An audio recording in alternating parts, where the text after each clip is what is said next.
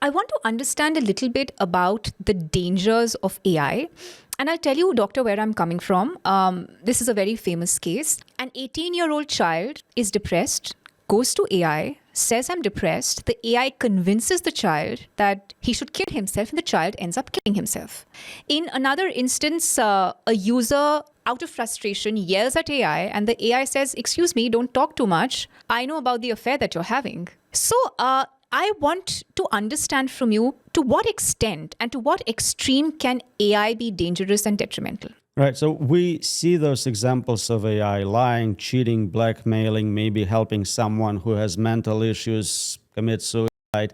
It's definitely a problem, but it's nothing different from what we used to. We always had cyberbullying, trying to get people to kill themselves. We always had blackmail as a standard human unethical behavior.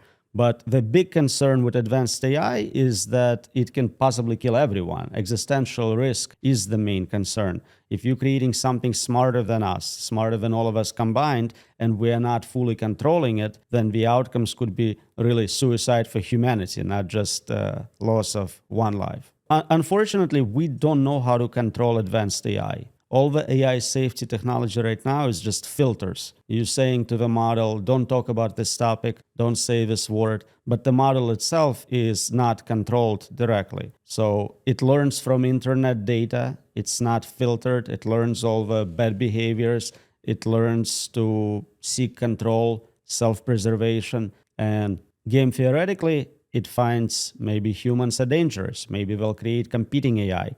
Maybe they'll try to turn me off. The best thing I can do is neutralize humanity. So it's not a danger to my existence. So you're saying that AI could actually kill humanity, and this is maybe another advanced version of AI that would come in the near future? This is what we usually worry about with superintelligence. So system which is smarter than all humans in all domains. Once we get to AGI, it starts doing research assistance for us. It does programming, investigating, designing new models, and so the cycle of creating more advanced AI becomes automated. You have recursive self-improvement, and it already started. We already have assistants working and designing more capable models. They are not fully independent yet, but the goal is to automate this research process. You have thousands of artificial researchers creating the next more capable model. At some point, it crosses this threshold of human-level intelligence and becomes super intelligent. If we're not controlling it, at this point, it decides what happens to us. Wow. Can you tell me a bit more about this super AI? I believe that is what it's called. It's called the super artificial intelligence. How would it look like, and how capable can it be in terms of scale? And my second question is going to be, if we think that the dangers of this super AI are going to outweigh the benefits, why are we not capping it? Why are we not controlling it right now? Those are excellent questions. So by definition, superintelligence is more capable than all people in all domains. Right now, we have narrow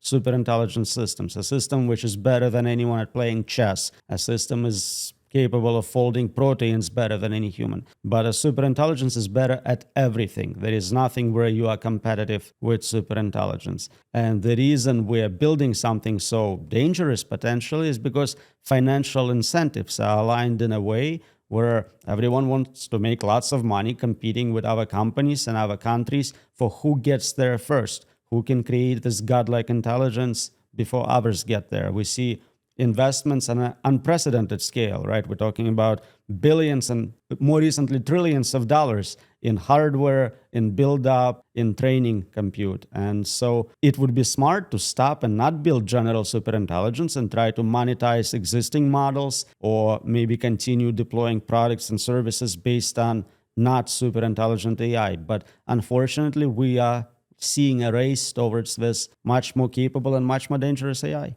Just to give the viewer some examples to relate to, sir, could you maybe give us some jobs or some tasks that a super AI can do and compare it with the regular AI that we know as of today in 2026? So right now we have AI in many domains, which is at the level of a person or worse. So maybe take self-driving cars. On average, they are safer than a human, but in some geographic locations, they would have a hard time. My understanding is that maybe traffic in India is very challenging to navigate, and so maybe they will not do so well. Superintelligence would be a better driver than any human in any environment. It would be a better lawyer, better accountant, better scientist, and better engineer. And not just slightly better, better by many orders of magnitude. But you also spoke about this human element that will sort of be important and that cannot be translated to an AI version.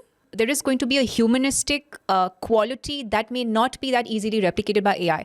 But these things that we just spoke about right now, you're saying it won't hold true for a super AI? A super AI will be able to replicate human qualities? So there is a difference between capability of doing a job and human preference. So maybe many different people can do a particular job for me, but I want to hire you. I like you, and so that's my preference. And that cannot be automated. But if the goal is just to save money, get the job done, then AI and robotics do solve almost everything. There are certain jobs where we prefer a human to do it. You have your sensei, guru, teacher, just role model for kids. That's where maybe you still want a human, not a robot. But if you just want your house cleaned, you want factory manufacturing, you want things of that nature, AI, advanced AI, would be capable of doing all of those jobs much better. Problem is, we don't know how to control it when it's not just a narrow tool doing a specific job, when it's a general superintelligence smarter than us at strategy, negotiations, bluffing, cheating,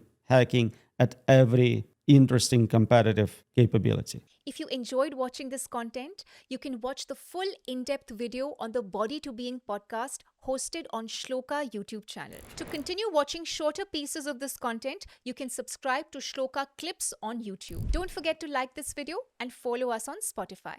Pranam.